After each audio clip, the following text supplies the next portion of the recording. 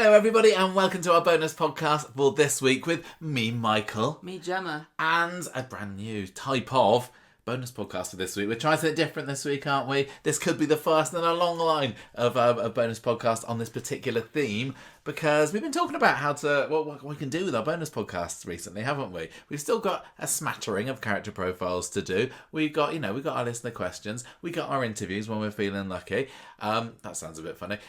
Lucky burglar. Last year, we had our core eliminator, didn't we? And that was a nice, People regular, like that. fairly monthly thing that we could come back to, and it was nice in it. Well, it's actually really complicated to put together, wasn't it? Especially with the video version and everything.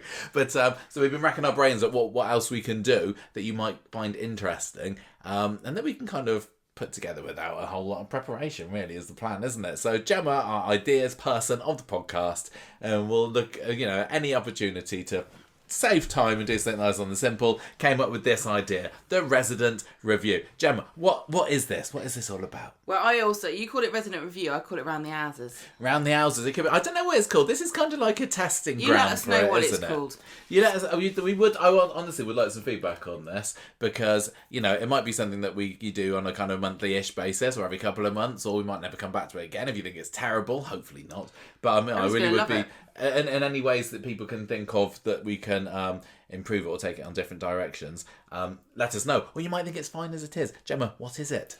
It is going through every single house and business on the streets and around anywhere that's supposed to be a set, and just talking about what's going on there. What's going on at number one? What's going on at Audrey's? We don't know. Sometimes it's really hard to know even who's supposed to live there.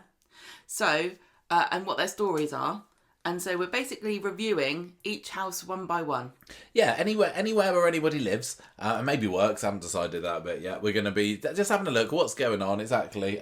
Maybe having to think about what we'd like to go on. Yeah. Stories recently, what the state of play is for this house at the moment, which is what I kind of imagine goes on behind the scenes at Coronation Street sometimes. I don't think they've got what's going on at this house at the moment? What do we want to do with it? I don't think they've got time for a lot of this stuff, so we'll do it for them. We'll do it for them. We will do it for them. So I like the idea of this. So it's kind of like a character profile, but it's not about the history of a character, which is what we usually cover. And it's also a variety of characters. Unless we get to a house, I suppose, where only one person lives. I don't know how much we're going to say if we get to Rita's house, for example. But we will get over that bridge when we come to it. Well, we can talk about...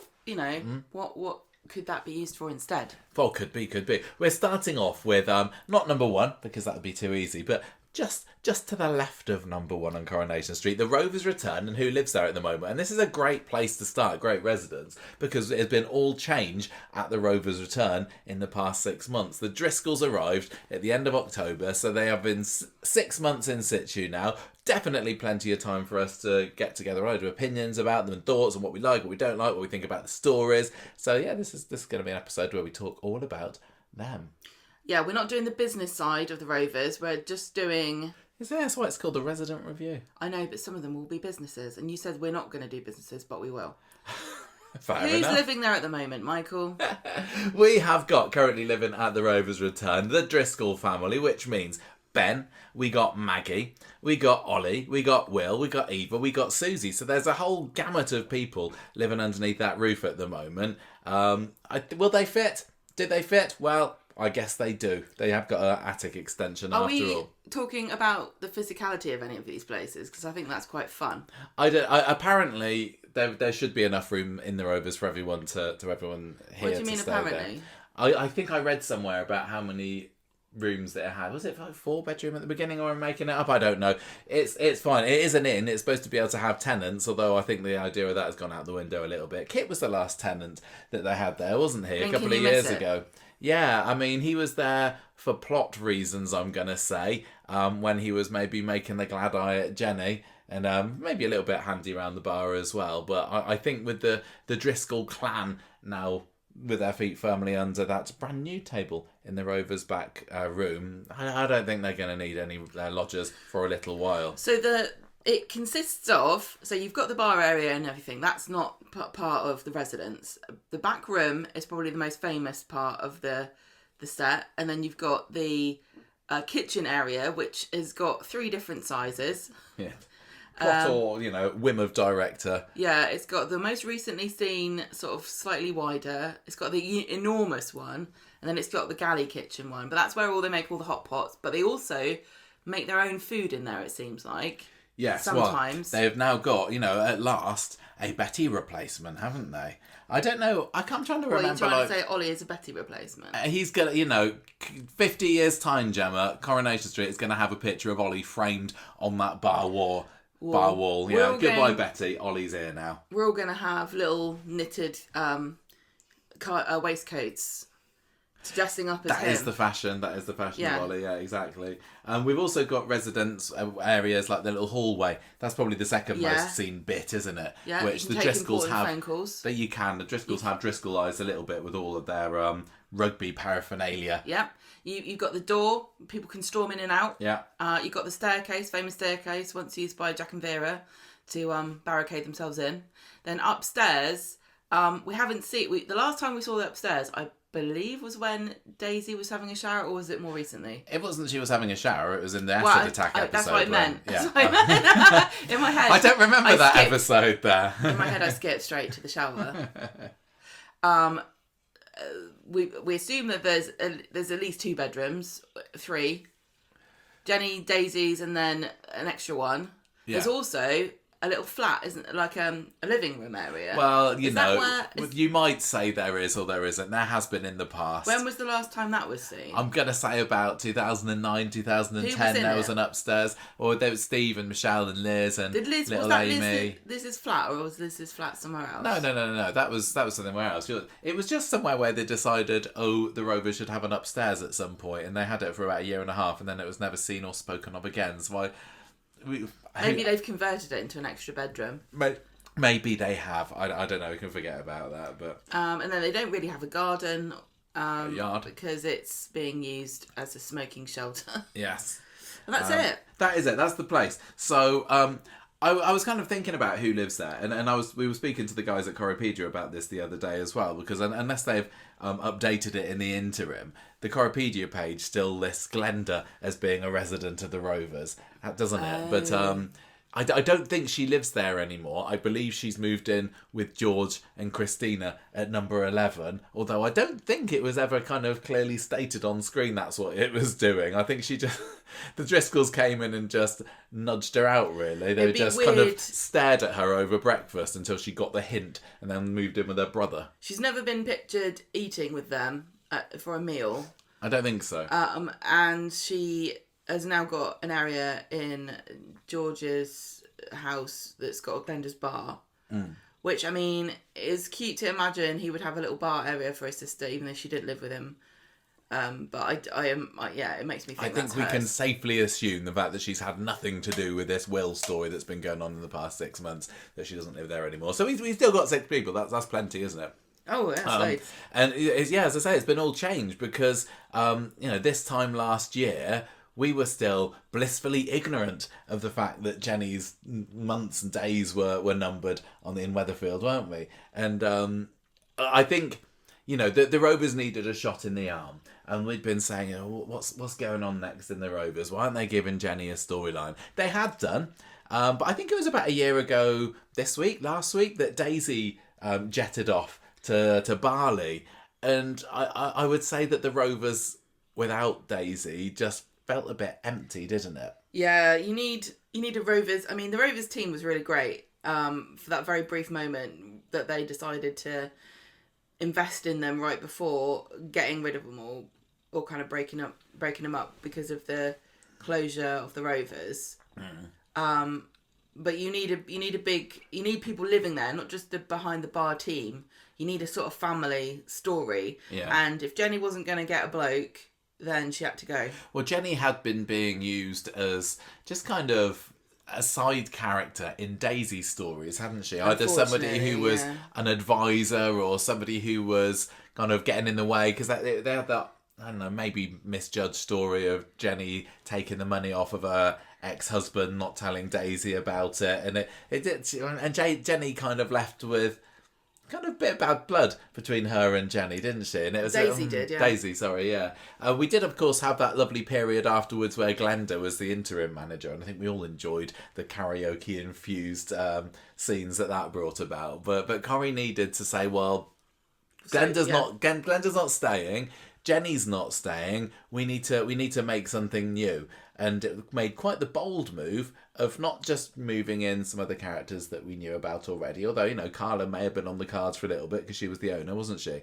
But Kate Brooks made her stamp on the Rovers by announcing we've got a whole new family, and Eva's coming back with them.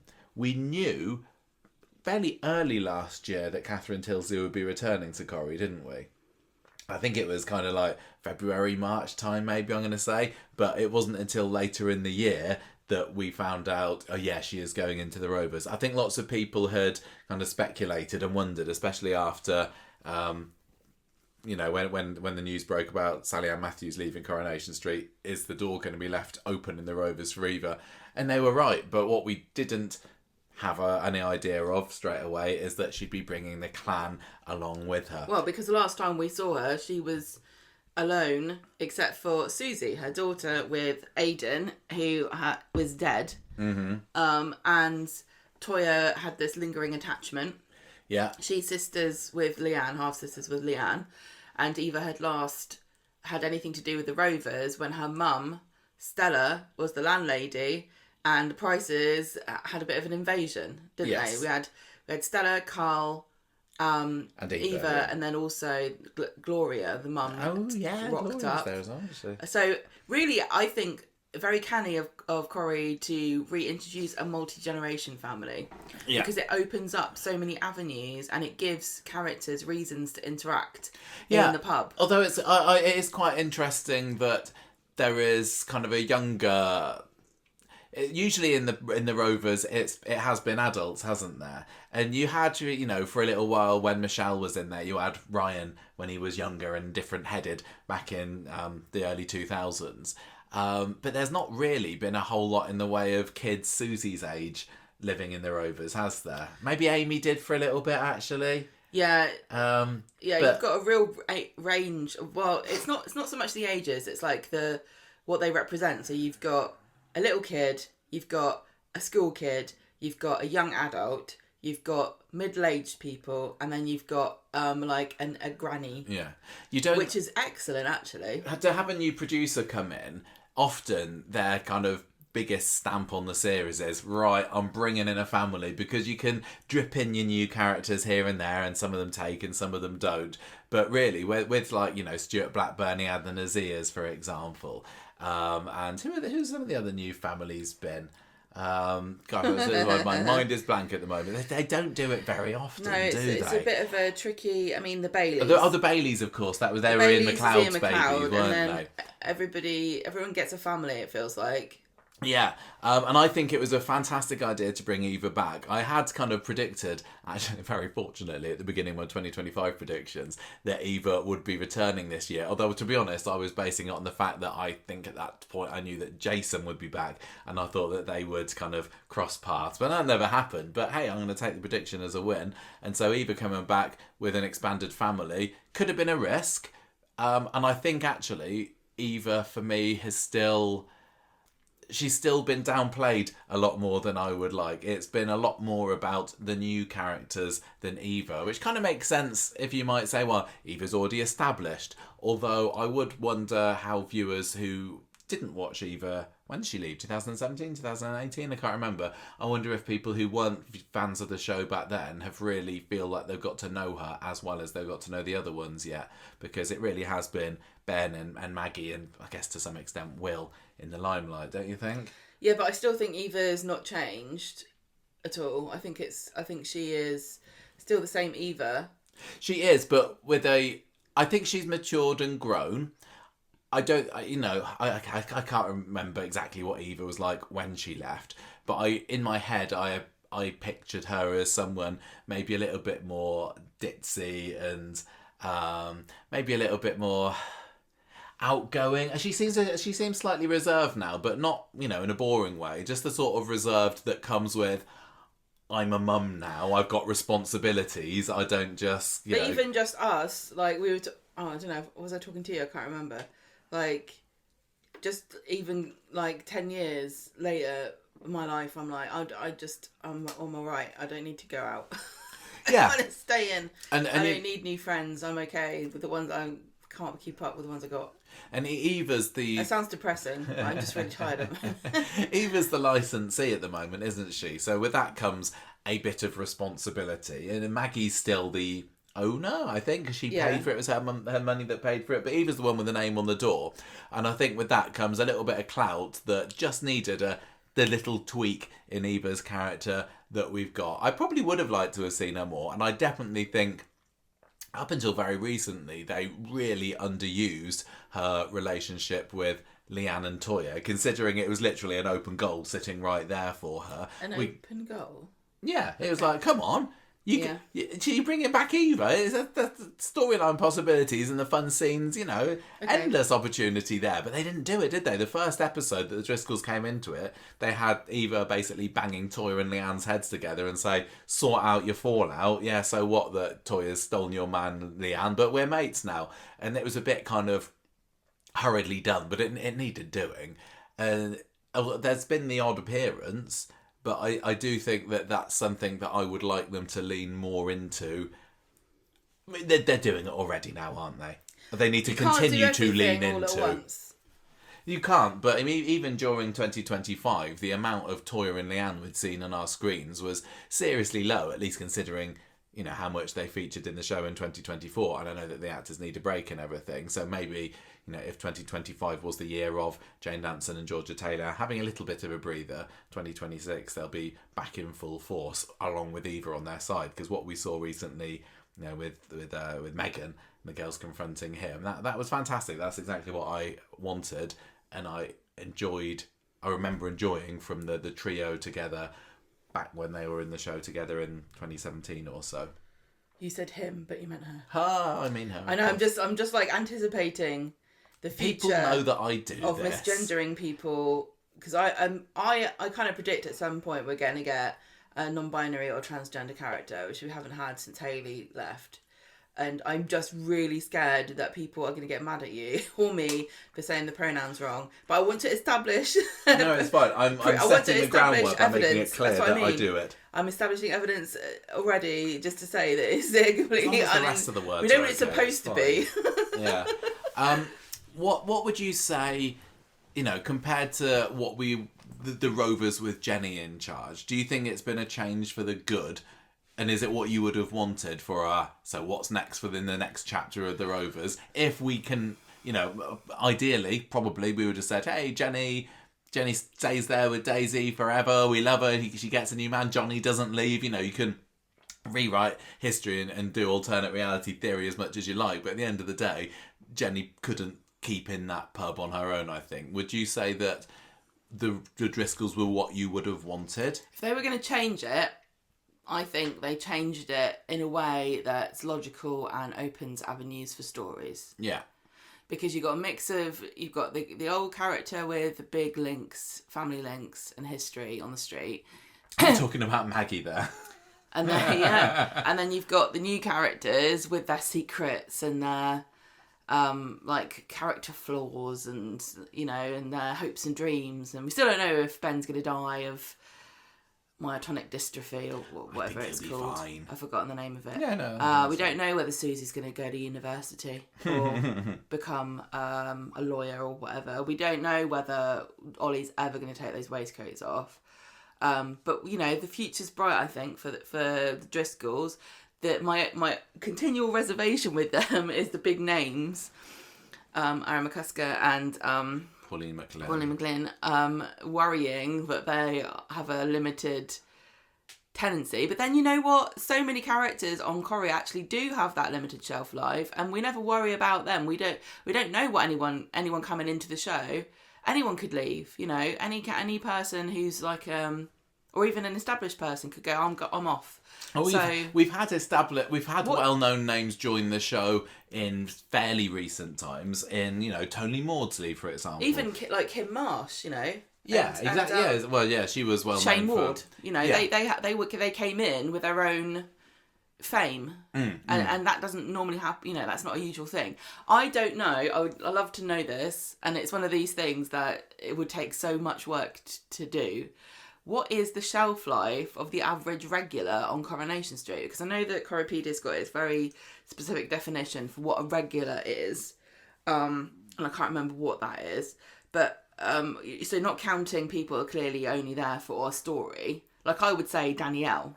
I think she's only there because of Theo. Oh, yeah, she's done I think she'd have to be promoted to be a regular. Like someone like Jess, not a regular because she's barely in it. But she has been in it for years, you know. So what is the shelf life? How long do we really expect people to be in Coronation Street? 5 years? Thing is, sometimes 10 when years? you get some characters that you really, really take to, I think that's when the worries come out more. Yeah. Other characters, it's like, oh yeah, they're all right. You know, you don't even think about how long they're going to be in the show for. But it's like, you know, Abby, for example, and she was a known name when she came into the show. We didn't know who she was. We were like, this woman seems quite talented. But she was big in Shameless, and you know, Aaron McCusker, he did Shameless as well, didn't he? I'm not making that up, I don't think. Yeah, I think he did. But he's also, you know, he's done film. He was what was he in? He was in Bohemian Rhapsody. He was in Bohemian Rhapsody. A little bit. He was in it a little bit. I was like, was he in Peculiar? What's it called? Peculiar Beasts, Weird Monsters. What's it called? What? Weird Monsters and Where They Live. Peculiar Things, Beasts and Fantastic Bobbins. Beasts. That's it. Yeah, no, I don't think he was in that.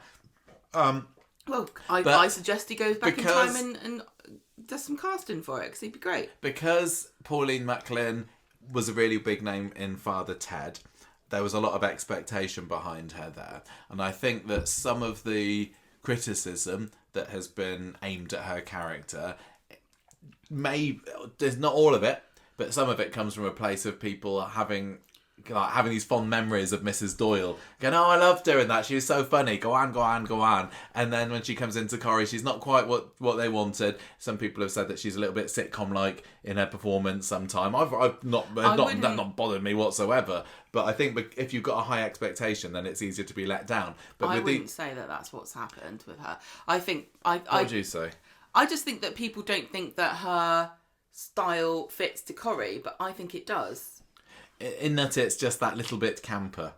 It's very high. It's very hyper, isn't it? Like it's over the top. It's not realistic. But then, you know, I really enjoyed what Julie Hesmanhouse had to say and the audience with Helen Worth when she was saying that you'd have players come in, you know, guest parts, and they'd be like, I'm going to show you lot how acting really is. And they'd go in and they'd be like really subtle and dramatic. And it just doesn't work on Coronation Street because everything is slightly more over, you know, it's not overdone, but it's like it's bigger. Everything's got to be bigger emotions, bigger, because you've got, you know, it's just a heightened form of drama. I think this is a very roundabout way of me getting to the point that was when characters come in that make an immediate impression on me for the good, I almost immediately start to think, oh, how long are they going to be in for until they're gone. Yeah, I know. But I'm already there's a little Jodie Prenger. She's you know, exactly, mega showbiz, 100, and I think, oh, this isn't going to last. I've got to enjoy this while I can.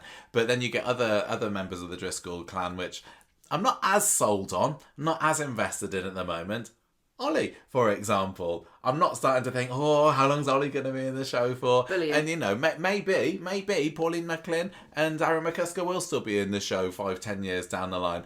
I don't know. Maybe I would Ollie hope will go. so. I mean, honestly, when we played this game with the Baileys, didn't we? When they came in, we were like, who's going to go first? I know, and we both said Ed. I literally remember us saying Ed's going to be the first one to leave. But he is hanging on in there with Michael, isn't he?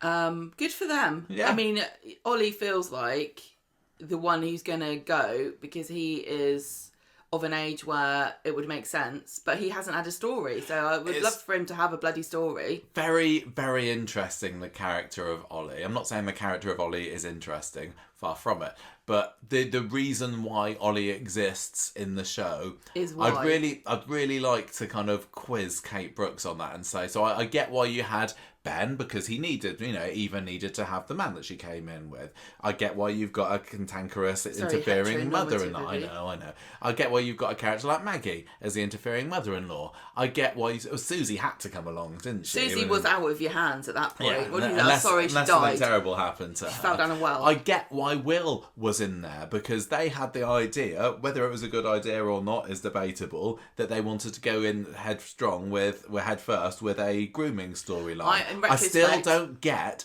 what Ollie is there for. In retrospect, I think good job for that, because it did. I think so too. It's really integrated them. We had to be convinced, but we have been, I think. I still wonder whether the characters could have been in it for a little bit longer before they landed us with that one. But you couldn't have it established already without it being immediate. Like that relationship with Megan and Will existed before the show. I'm sure they could have done to show the process. Okay, well, we're not talking about. No, but they could have had, say, Megan already be a coach in Weatherfield, like it's new coach in Weatherfield, and as the months goes on, you realise. Yeah, but then you would see the process, and that's not what the story was about. No, you're right. I have ended up having a huge change of opinion on that storyline, and actually it's been some of the most gripping stuff that we've seen on Corrie this year. I was very unhappy about having a grooming story, but like Ollie, because Ollie was first, poor Ollie, he came first. He's had longer. And what was, he had a dodgy MOT. He had a dodgy MOT. He went out with Dee Dee for a bit. He seemed to have a little bit of mystery about him, which turned out to be... He hates fake truffles. Well... Yeah, even that scene where, back in, when was it, September or so, he has that secret phone call when he meets Toya and he's like, yeah, I found her. It's like, oh, what's going on there? And it turned out to be nothing, really. And it was really, sorry, but it was so clunky too, because it created intrigue for a few episodes, but what did it actually, logically, why were they keeping this a secret? I mean, Eva didn't know... why, and so they didn't tell her family why, and so Ollie was spying on them. Why? How did he end up in that situation? Why was he in Weatherfield? There's so many so many gaps that haven't been filled in about this. Yeah, I mean, I would say very that weird. Almost everything that the Driscolls have been doing since November could have been achieved some way without Ollie there. And I know that, apart from the grooming, the big story that the family has had is the Jim McDonald link, the secret retconish link to the past, and then Ollie being there, sticking his tongue down Amy's throat. Oh no, it's your cousin. But I'm sure that there could have been a way to get around that without that character of Ollie. And do characters all need to come in all guns blazing? No, not necessarily. And it could well be that in a year's time, 2 years' time, we could be like Blemmer Nora, Raf Aquadake. He's absolutely amazing. He's just absolutely nailed that story. Well, I think he's great. In the role of Ollie. Ollie is just a character they haven't done anything with. I think it's good that we've got this kind of person on the street, because he is a unique personality. He's just not very interesting at the moment, but he is. He feels a bit more middle class than some of the other characters. Yes. He's not a roughy tufty man, is he? And he's the son of a rugby star. Could that end up being some kind of conflict, or... Oh, was he a bit of a letdown? Well, there's so many avenues to go with him, which is why I'm like, what's going on with him? He's not an ill-observed character. Rafe plays him really well. You feel like he's a real person. It's just like, if you were at a party and you saw him, you'd go to a different room. You know what I mean? Oh, Ollie, cool. No, I'm going. Yeah. I don't want to kind of write him off completely. No, I haven't. Because Corrie clearly hasn't really tried very hard with him. But you can't, the story is the grooming storyline, the Jim McDonald link. Ollie's not needed for that, but maybe they've got some ideas on the back burner that they want to come back to at a later date. Even his, he's a young man, and he was very accepting of Dee Dee's child. Like, a lot of men would have, at his age, would have gone, oh gosh, I don't want to get involved in that. But he was like, oh no, that's great, I've always wanted a family. Well, he was kind of just Mr. Nice Guy, Yes, wasn't I he? know, yeah. And sometimes that is, a cover for being an abusive murderer, which we love. And sometimes it's just being boring. Yeah. Which is, in real life it is great if you're nice, but on a show, you've got to have something going on, haven't you? Yeah. This is what Pauline McLean was saying when we interviewed her, and going, he wants to be nice, it doesn't tell stories. Yeah, exactly. So Ollie's got to... I think Ollie's could have conflict with his dad. I think that would be interesting. The idea that maybe Will is the favourite child and something like that. And like he's also embarking on dating and he's going to want to start a family of his own. And if Ben ends up having what Jim had, will then it fall on Ollie to think, what do I do if I have this gene? If he does have that gene, do I want to have a family or not? Because lots of people are having conversations like this or thoughts like this because of the way that DNA testing is now revealing your susceptibility to certain things, and some of them are quite horrible that you could have, that you could pass on, and a lot of them are actually 50-50, which is horrendous. Yeah, I know. So rolling the dice like that, if you really desperately want children, it's a really interesting storyline to give somebody. Let's talk about Maggie, and how are you feeling with the kind of the way that she's portrayed as being just kind of mean and cantankerous all the time? Do you think that they've done enough to make her as rounded as you would want of a soap character? I'll challenge you on that, because actually I think she is only really in conflict with her family and anyone who crosses her family, because she's actually really great behind the bar. She's a very gregarious host. Yeah. She's always buying pints. Like when, I know she was involved in it and nobody knew that she was, but when Jim had his funeral, she was, offering solace to people and drinks and things. I mean, all her introduction scene in that late October episode where she comes in last, like in the final 2 minutes of the episode, and is like, right, let's have a party, it's a lock-in. That was brilliant. I just think that... I don't know. I get what a horrible mother-in-law is supposed to be like, but I think that they... You wouldn't know, would you? I wouldn't know. Your mum is a total saint. She is. No, she is. She got us some cowboy candy today. I know, she's made us some rice pudding and everything. I bet Maggie Driscoll doesn't do that. No. I think that... Yeah, they maybe need to ease off just a tad, because I think she's rubbing some viewers up the wrong way. But and I know cares? that she's causing conflict within the family, which has made the drama more exciting. I just, with a character like her that I have grown really quite attached to, I sometimes want to let them show their nicer side a little bit, because like you said, it's clearly there.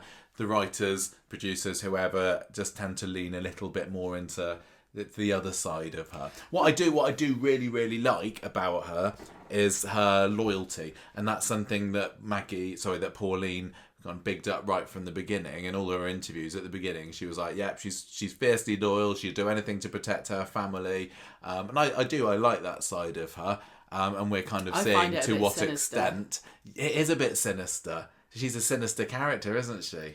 I like her though. I mean, I honestly, Bet wasn't in my era. Okay, so I haven't watched like a block of Bet episodes. Just her being, day-to-day Bet. I've seen highlights and stuff. How different really is she from Bet? If Bet had been in the same situation, she never had, a family like Maggie's got. She never got thrown into the same situations. But you wouldn't bloody cross Bet Lynch, would you? No. She could be right horrible if she wanted to be. She was a force to be reckoned with. She was scary. She was scary, but she wasn't. There's a bit of Maggie about her and vice versa. Slightly. I get what you're saying, but there was a lot more kind of positivity and because she was in that situation. She didn't come in the middle of this dark story. Yeah, I think Maggie is quite a misunderstood character. I think that she has had a struggle to establish her personality as anything other than a cantankerous evildoer. And also, the murder is hanging over our heads here, because she's got, is the shelf life not just the fact that Pauline might want to do something else?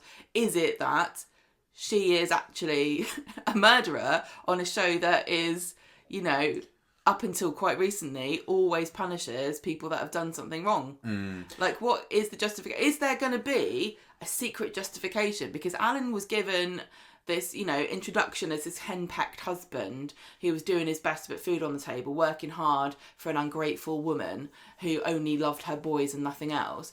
Is there actually a secret, you know, is there more to the story? Is it going to end up being actually justified? Are we going to get her, is she going to get away with it because it turns out the circumstances weren't quite as we were led to believe in a one I think that's episode. a watch this space, isn't it? Because now you've got Megan and Mel that both know what happened, at least from Finlay. But Maggie, she was kind of crowing at Megan last week, wasn't she? Saying, "Oh, I've done it before," when she had Megan dangling over the top of the stairs. So up until that point, I'd been thinking, you know, there's a possibility that Maggie sees it as a tragic accident that she just covered up, but. You know, but does she actually think she pushed him now, or was she just kind of saying that to intimidate Megan? I don't know. I think if they decide to, they could still put it either way. But for 100%, future storyline opportunity is Finlay coming into the show. I can't see a world where we're not going to see Finlay appear on that street in the next 12 months or so.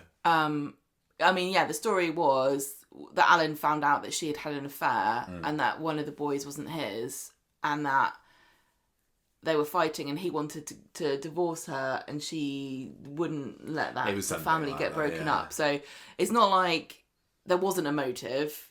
You know, it's not like, oh, why did she do it? Maybe she was being abused or something. It's not like that. But so there was a sort of heat at the moment reason why she did it. Yeah.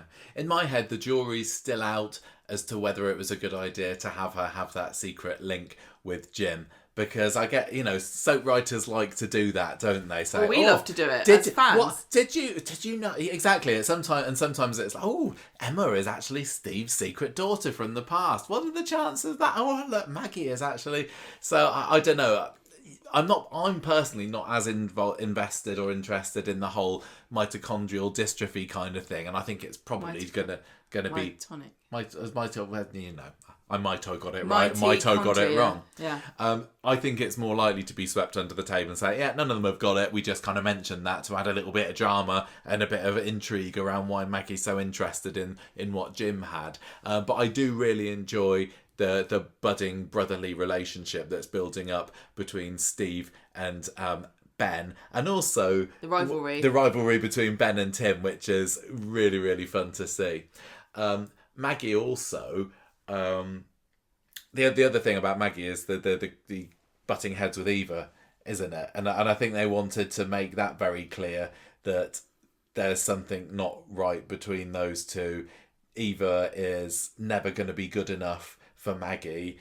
Maggie seems to think the sun shines out of Mel's arse, although, like you said in the last podcast, it seems like there is definitely bad blood between those two, and maybe Maggie's just saying it to you know, to keep Eva on her toes, possibly. I would love a conversation. I don't know how long Mel's going to be in it for. I really don't know. Did she kill Theo? Don't know. Why not?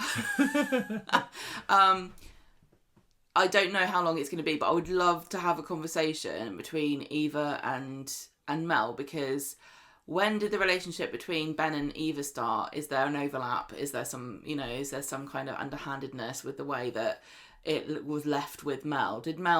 Has Mel got any ill will towards Eva, or is she going to be like, so sorry you're having to deal with all the stuff that I left behind? I wonder. By the way, Maggie's a bitch, and Eva's like, I know, but she says you're great, and then Mel says, don't believe a bloody word. As soon as you're out on your ear and Ben's got a new woman, you'll be the flavour of the month. Yeah.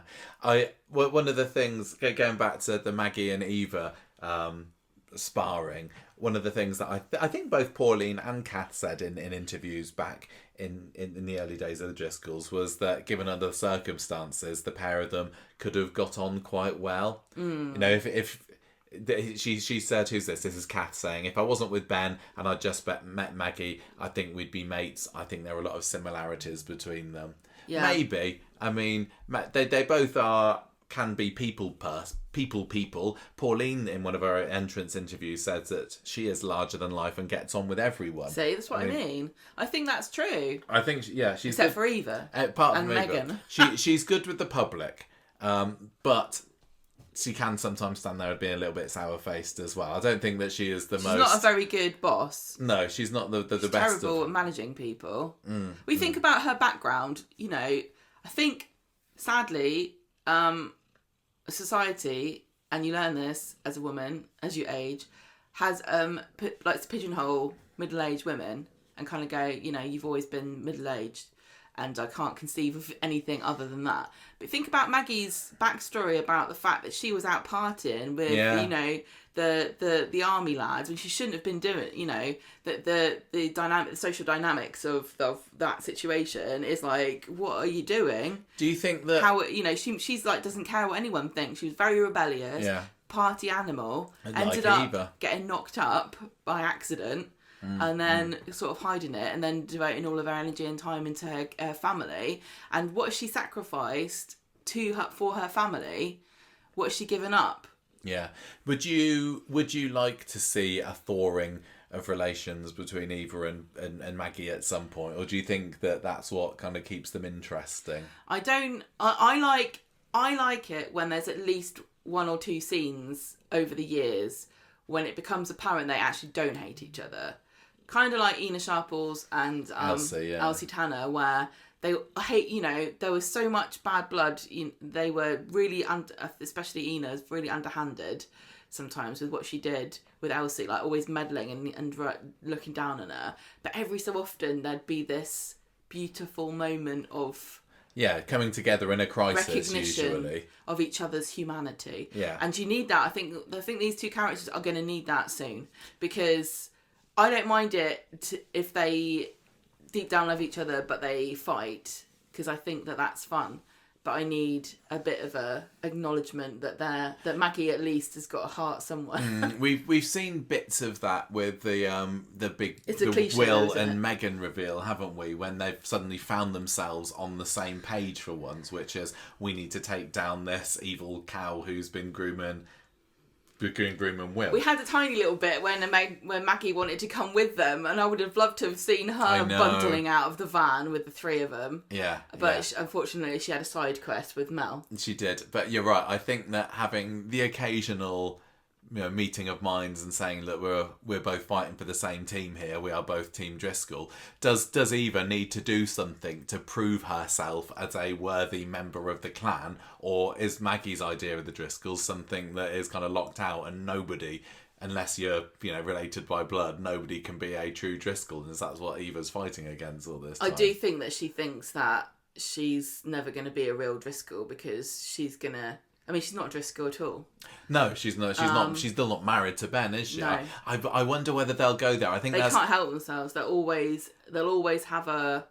Even though Toya and Nick said they're not getting married, but it's just too tempting to not have on the front cover. I mean, look, stick Kath Tilsley in a wedding dress, stick Aaron McCusker in a suit. That would sell some soap magazines, I think. Let's have an Irish wedding on Coronation Street. Yes, I would. When the characters were announced, I think a lot of people assumed that they were married, weren't they? But I think it was a canny move not to have them do that, because I think Maggie sometimes thinks, well, she's not permanent here, but it could be a good storyline down the line for one to propose to the other. Maggie to just go mad and be like, no. Because Ben, he's a bit henpecked, isn't he? And I really, really like Ben. And I still say that he's my favourite of the Driscolls so far. But he does sometimes, just a little too often, pick his ma over his girl, doesn't he? He's the cause of a lot of the conflict, because he's not set boundaries. He's been too much of a mummy's boy. But Maggie has done a lot for him, and she's pampered him all his life. She's kind of said, I've got your back, I'm going to protect you. She's bigged him up and made him into the really confident man that he is today, and I think he's got a lot to thank her for. But he needs to at some point make his choice. He does every so often. Otherwise Eva might, her eyes might stray. He does shout. To who? To Maggie? Yeah. Well, he threw her out at one Yeah. point, didn't he? Yeah.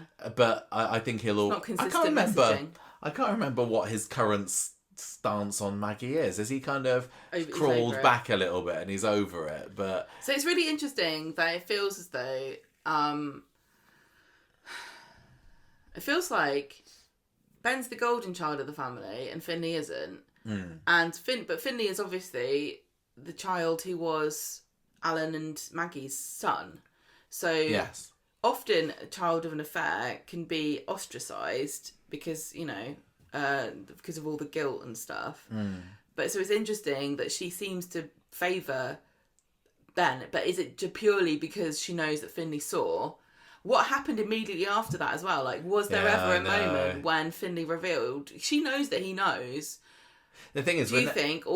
They must have had a conversation. And I don't think we're ever going to see that moment either, unless they film it pretty quickly, because the little actor who played Finley's gonna shoot up, isn't he? Is he not in Hollyoaks?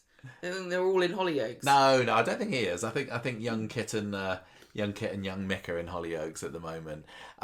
Do I ever feel like, from you're my listener, Gemma, do I ever feel like I'm going to big up Ben too much and make too much praise for him? Because I just think he is absolutely fantastic, and he's one of the best new injections of brilliant talent, compelling character, layered character that Corrie has had in a long, long time. Yeah, he's still, I get that some people can look at him and say, well, he's just a confident guy. He's just...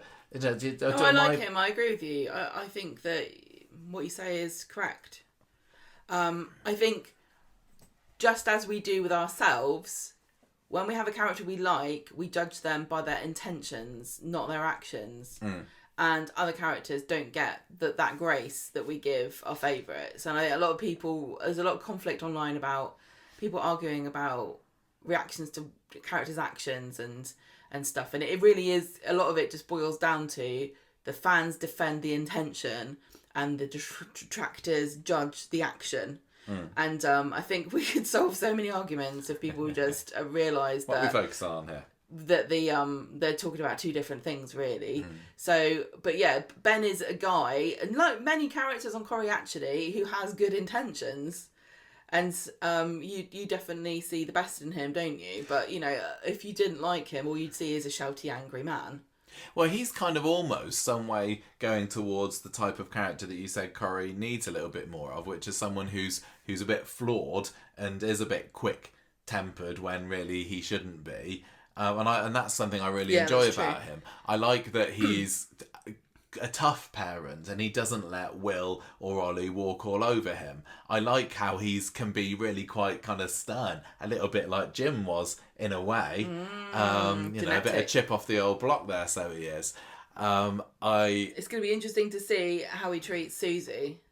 Yeah. Because I think sometimes, because Susie's not his child and she's also a girl, is he going to be really way more permissive? Is he going to think, I've screwed up with Ollie and Will, I was too hard on them.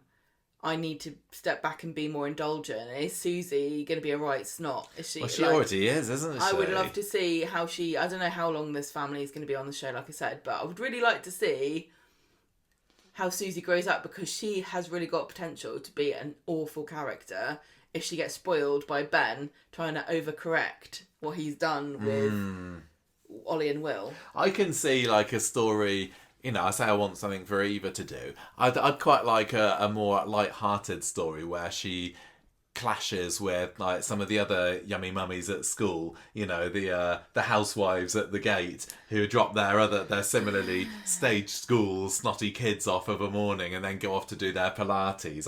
I think it might be quite fun for her to have a rivalry with them, and that would lean nicely into Eva's more comedic and Kath Tilsley's comedic abilities. They could have the Flying Horse could have a landlady who's like the spit of Eva but brown haired, with a kid who's like Susie, and they could just be rivals for years. That would be quite fun. Yeah. I think there's something along that line would be good, because as we said at the beginning, Susie has been brought in because she kind of had to be. She'd been established as already existing, and I think it's an interesting move, and I'm still a bit on the fence about how much it grates on me, but it's been an interesting move to make her quite so forthright and but she's perfect. Like, she is her mother's daughter. She is exactly Eva. If she, and I think there's been a certain period that she has been an only child, and it is quite formulative, I think, in your early years, because you end up seeming quite precocious because you spend all your time around adults, unless you've got a big family with lots of cousins and stuff. When you're an only child, you can end up feeling a bit more wise beyond your years. That's what kind of happened with Amy. Yeah. I wonder whether they're going to keep it like that, because they could, like you said, they could make her into a kind of, Rosie Webster sort of sassy teenager. She's a bit like Veruca Salt at the moment. Or it could be that when, God, I can't remember the name of the actress who plays Susie, but when she turns into a teenager, she might get a little bit less.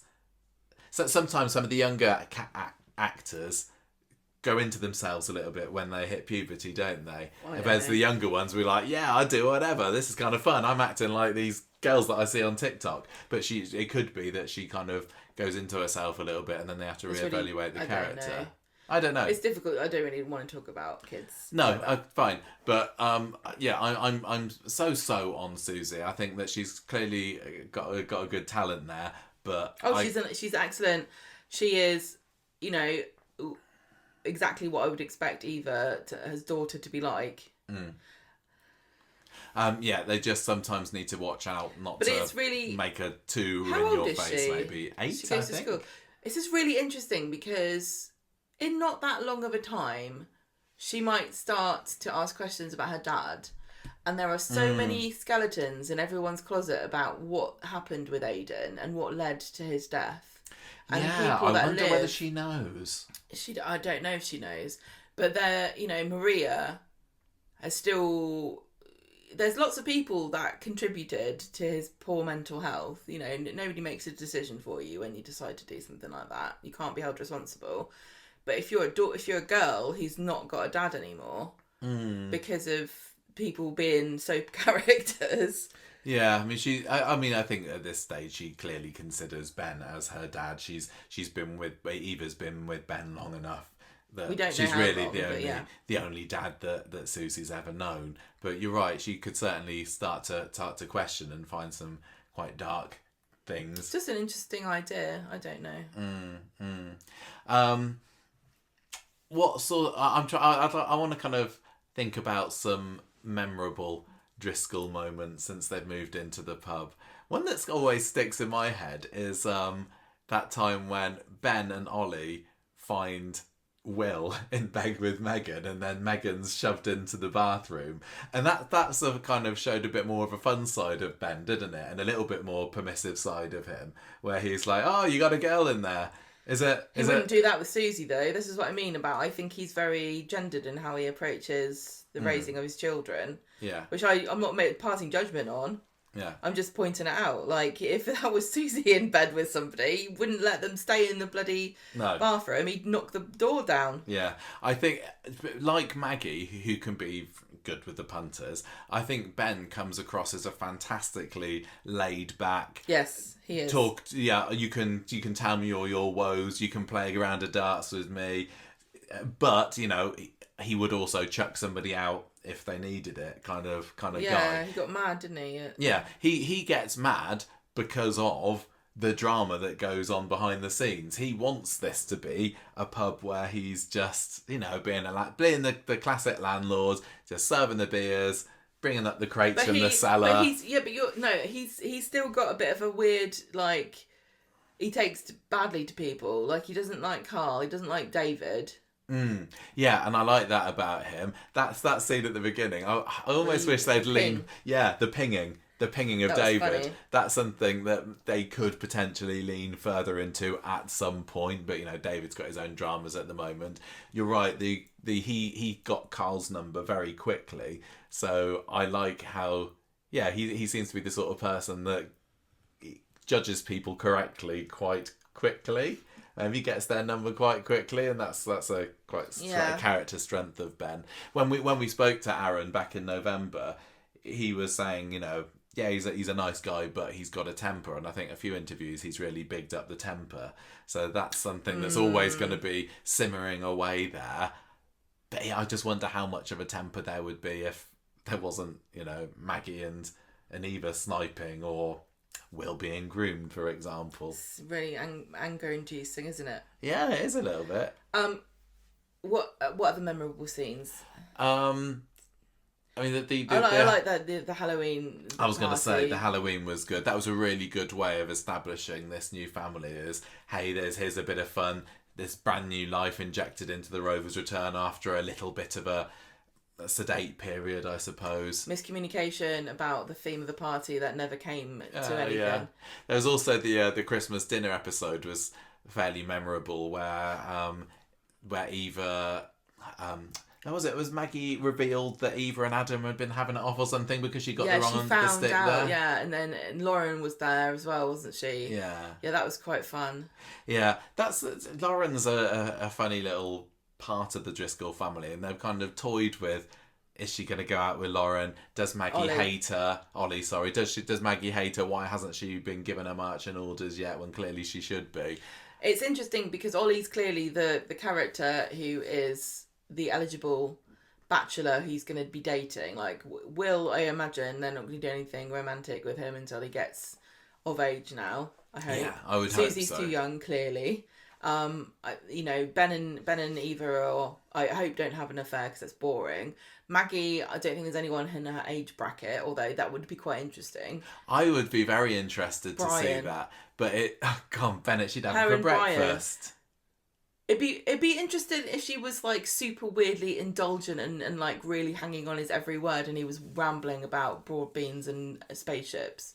But I don't know how long that would be funny for. It's like Evelyn, although they did have that lovely story with her and Arthur, didn't they? Paul Copley's character, but the kind of COVID put the dampeners on that a little bit. Yeah, but Ollie's clearly the one who's going to be, if not ending up with Lauren, finding somebody else, but I don't know who that would be. But going back to Maggie, maybe having some charming gentleman caller come round could help bring out a new character though. Yeah, it has to be a new character. Could be something that takes a bit of the edge off her or helps us see more of a human side of her, because I think that's what sometimes she's lacking a little bit, a bit of humanity. But is it not possible? Is there nobody on the cast who... Roy? A bit too old, probably. Roy gets trotted out all the time. Like, does anyone need a date? Roy can just bumble around then give up. Yeah, I don't think there is anybody particularly that's... Who's a character that could come back? Yeah, I really don't know how old she is at all. Maggie's 65, isn't she? Of course she is. 65. It was in the show. Who's that age? How old is Peter? Because we all thought she'd have it off with him. Yeah, I mean, Peter could come back. He was born in the 60s. Yes, yeah.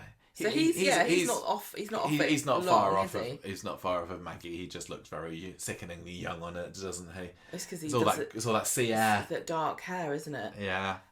Yeah. But I don't think that I don't think he'd go for Maggie. I think that'd be a bit of a downgrade in his eyes from Carla. They're too much different characters to me, I think. We said before about a caricature and a character, and it doesn't often work to mix the two in romance. Like Beth and Kirk worked. I can't imagine Kirk.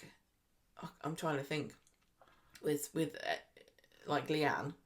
No. So these are serious characters, like Toya, Leanne.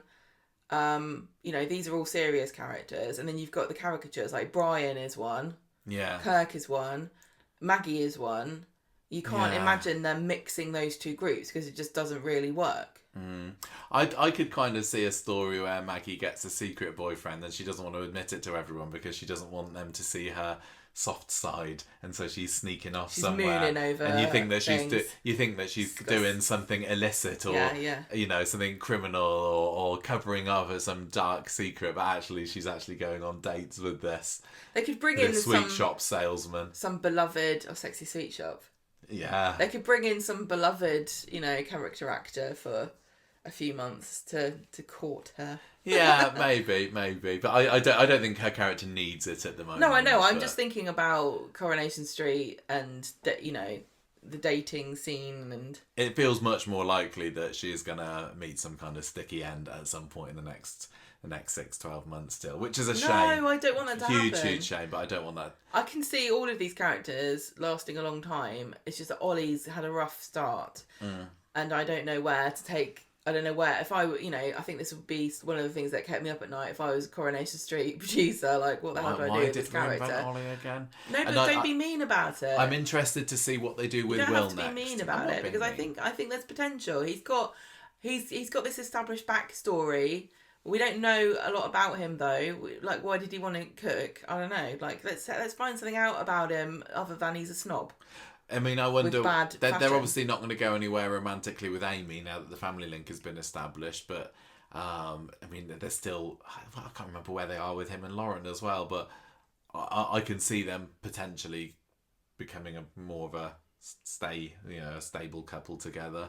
You think Lauren and maybe and I'm not thrilled by the idea particularly. I don't see think what Corrie's the hell they resist. see in each other at all. There's nothing there. What about Ollie and Asher?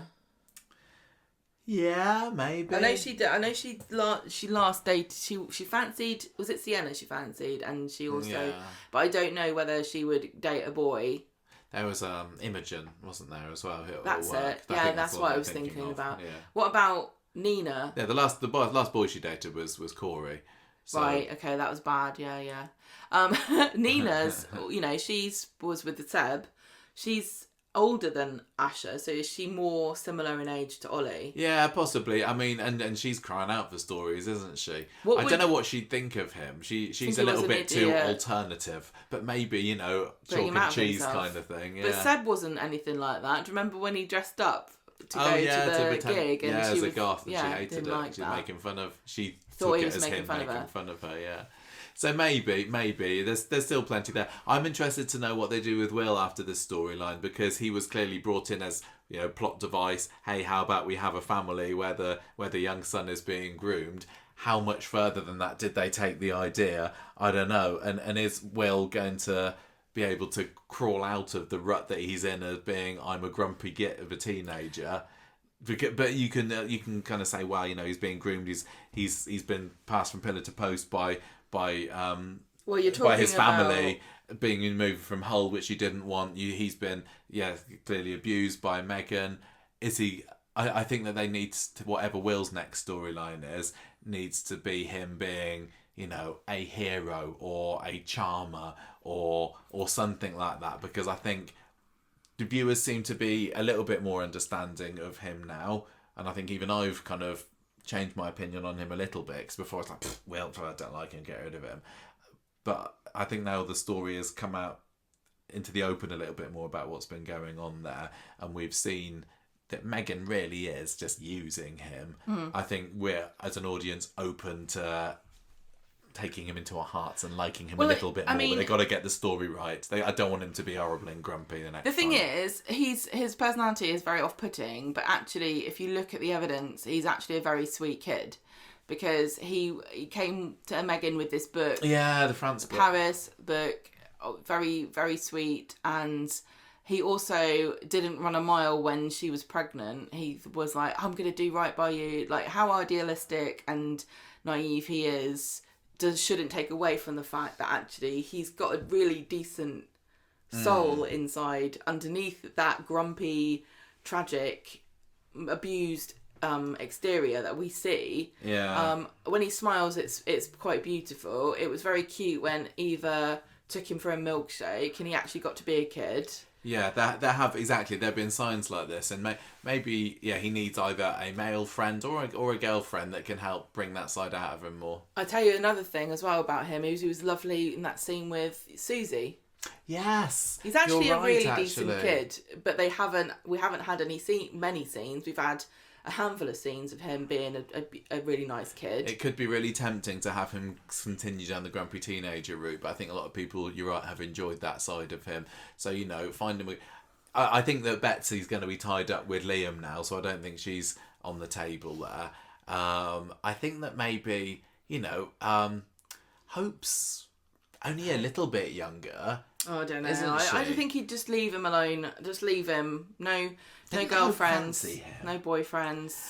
Let him just... There's the possibility of him having more to do with Liam as kind of semi-cousin-ish. They had that one scene, didn't they, Liam Connor, when they were having beers or lager or whatever it was downstairs in the Rovers. And then that's the last we saw of that as far as I remember. There's also a possibility, and I probably think this is a long shot, of him making some strong friendship with Sam. Not for a while, because Sam thinks that he's intimidating him and bullying him and chasing him in his dreams. But that would definitely... I don't see them as being similar at all, but it's not out of the question that they could pair those up together as opposites. Not attract, but you know what I'm saying. I don't know. It's more likely that he fits to me with the likes of Liam, or Jake's a bit too young still. Jack maybe a few years older than him. Is he, or is he about the same? There's nothing hugely inspiring, I would say, about, oh yeah, definitely put Will with somebody to be a friend to them, but I'd like them to do something to show that he does have a fun side, and yeah, he's lost some of his innocence as a teenager, but it's still all is not lost for him. Yeah, not and his fault. he can still have a bit more of a childhood. It was taken from him. Yeah, exactly. The strongest thing that Corrie did with young people was making this group of Asha, Nina, Summer, Ardy, Amy. Ardy. And that was a really promising group, in the same way that I felt behind the bar at the Rovers when it was like Daisy, Jenny, Sean, like Gemma, Glenda, that lot. There was a really cool dynamic between those characters. And now you've got this generation of new young kids who are school age, but they're all different ages. In real life, they would not talk to each other. You know, in school, you wouldn't talk to someone who wasn't in your class, let alone in a different year to you. But this is a soap, so it doesn't really matter. But these group of teens going to be in the show as peers for potentially years and years to come, and we see them grow into adults. Kind of like The thing is, though, it's a bit like Arrested Development with the group I mentioned previously, because the only person who's really done anything different is Asha. Yeah. I've gone and got a job. I've got a profession. The rest of them are just still like spinning wheels, not doing anything. You're absolutely right. But I was also kind of mulling over other people that Will could friends up with, and Brody is a possibility, isn't he? Especially, oh my god, forgot he existed. I know. Especially with Tim. He's gonna at some point, I think it's gonna be soon, gonna insert himself forcefully into this story and say, hey, I was groomed as well. And the fact that Brody's living there, maybe Tim could try and, mate up Brody and Will. No, she's too young. No, Grony then. Which one's the middle one? What's the middle one? The sour-faced? It's not Shanice, is it? It's Joni. Joni's the middle one. She's a more similar age to Will then. No, I think she's much younger. She's only just gone into secondary school. Brony's way older than No, he's Will. not. He's just played by an older actor. I think that Brody is maybe a year, possibly, he looks above like Will, but I know there's different. I wouldn't challenge 25 him in a supermarket. And I think that probably Will would think that Brody's quite cool, and he'd be more likely to want to hang around with someone like him. So I wouldn't put it past them to stick those two together, maybe. They just look too different. Unfortunately, because I just partly because of how he was introduced as being the bully in prison with Dylan, partly because they haven't done a whole lot with him. I'm still not really loving Brody at the moment, but hey, this could be positive for both of them. Why not Dylan and Will? Just because Dylan's going out with Betsy. And so you don't have time for a girlfriend and a friend. Yeah, that could work. That could possibly work. I don't know. We'll have to see. They can bond over playing computer games. It's had the same sound effect for 20 years. I think that's kind of it, really. I've enjoyed We've doing been through all the Driscolls. I think that we started with a strong family. If we would have decided to say, let's start with Kirk's house. What have we got to talk about there? I don't think we could quite fill an hour, could we? And, we move down the street, there might be some houses that are harder than others. We've got a brand new family to assess here, and I think a 6-month review is, a perfect time for it. But, some characters have been neglected. Some families have been neglected. So- and when we reach them, it could be, quite fun to say a bit more about Let's have they grown, what would we want next for them? Let's do a tiny preview, right? So we've just done the Rovers. We're not as a business. We'll revisit that at some point and talk about what. I would really love to get into the businesses because I think that none of them really make sense. It wouldn't be. They're I kind of don't think hilarious. it'd be wise to do the Rovers business next month. No, because there's a lot no, of crossover absolutely with not. this. Then next door you've got number 1, which is Ken's house, and you've got Steve, Tracy, Steve- and Cassie living there. yeah, and then you've got the Bailey's house, and then you've got And you got Gemma and Chesney and the Quads. oh my who God. have been and Joseph, Joseph as well. They're very quiet at the moment. and then you've got Then you got the Allahans after that. So Devon, Asher living there at number 7. And then number 9, you've got who's at number 9 at the moment? That's Fizz and Tyrone and the girls. Hope. 11, you got Todd and George and Glenda and Christina at the moment. Well, Todd kind of. And then 13, you got Kevin and Jack on their own. That's really, it, yeah. really. Does So you've got enough to keep us going. Does Abby still live away from there, or has she moved back in? I can't remember where Abby's living. And where the hell's Alfie? I've seen a lot of people going, "Where's Frankie?" Because Lauren keeps rocking up. And we did also, of course, miss Doran from number 9 as well. The question is, do we go down the terraces or do we go 1, 2, 3, 4? Because after number 1, we could go across the road to number 2 and talk about that's Audrey's flat. That's Leanne. And is Leanne living with anyone at the moment? I think she's going solo at the moment. For I the time imagined being. going round, like down and then across and then back up. Well, we'll see. I mean, the other option is whether we just, chop and change and say which households have been popular, or which characters have had lots to talk about recently. So let's go from the Rovers to go to number 9 to go to number 4 to go to Victoria Street. I don't know. We will see in time for next month. This cannot be a spoiler in any way whatsoever, but I'm pretty sure that there's a family with a story coming up soon. I think there is. We'll have to see. So that's basically what our resident review is. And it's going to look different each month depending on the newness of the characters, the amount of changes there have been. We've been very lucky that we started off with this. Some of them will be harder than others. But I know you said that already. I would be interested to know what other people thought of this. Is this worth going down? Even when how would you like us to change or adapt it, or whatever, even when as the series when goes a on? family is like, this family is like not being used properly, there's so much to talk about. Why is that? What could happen? What storylines can you envisage? Have they missed anything that seems obvious? Should we get rid of them?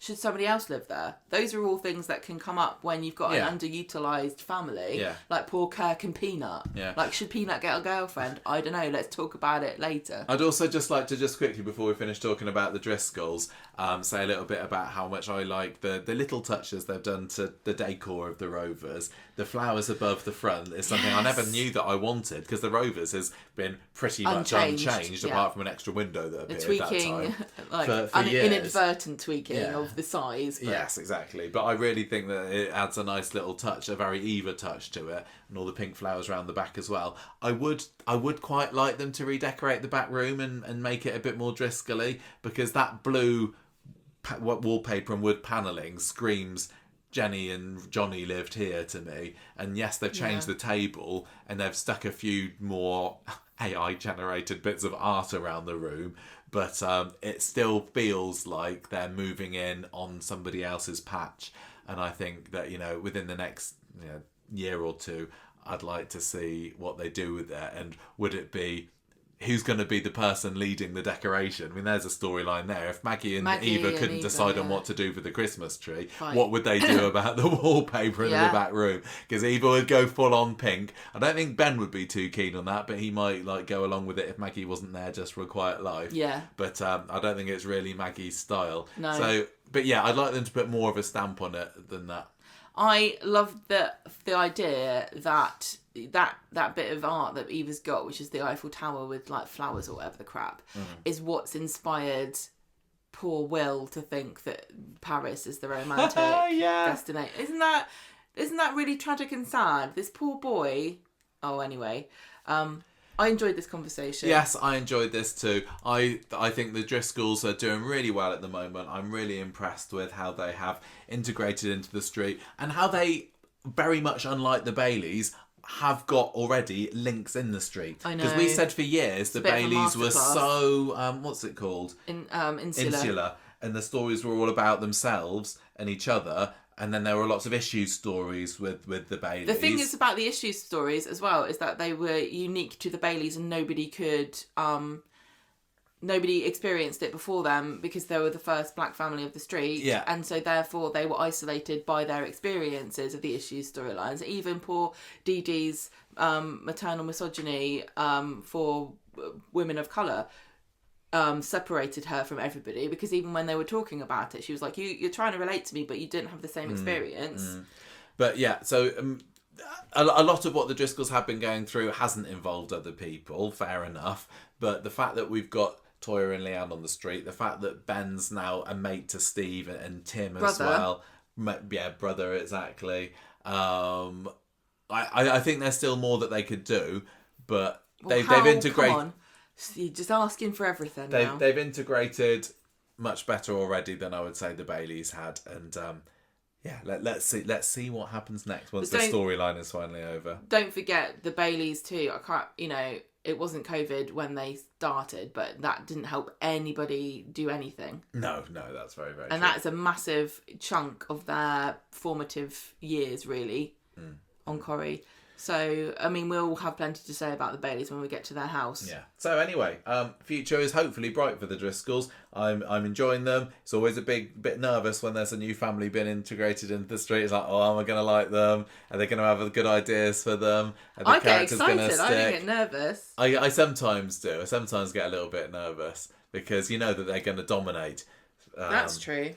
And yeah, I think that the team Corrie has done a really fab job, and even though maybe they could have spent a little bit longer establishing them before plunging them into the depths of a grooming story, actually it's turned out that I've been really quite invested in it. And already Maggie, Ben, Eva are some of my favourites on the street at the moment. So love it. Well done, Corrie. Well done, Corrie, everybody That's it for involved. this week's bonus podcast. Thank you everybody for listening. Do write in and let us know what you thought of this format for bonus podcasts, which we can revisit every now and then, and we will be back later this week to talk about all the aftermath of the big murder and who done it. It was Miles, and more in the Street Talk main podcast. So until then, goodbye, ta-ra, bye, farewell, and cheerio, night.